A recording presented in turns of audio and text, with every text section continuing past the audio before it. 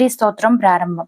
నారదువాచ భక్తానుకంపిన్ సర్వజ్ఞా హృదయం పాపనాశనం గాయత్ర్యా కదినం సతస్మాత్ గాయత్రీ స్తోత్రమీరయః.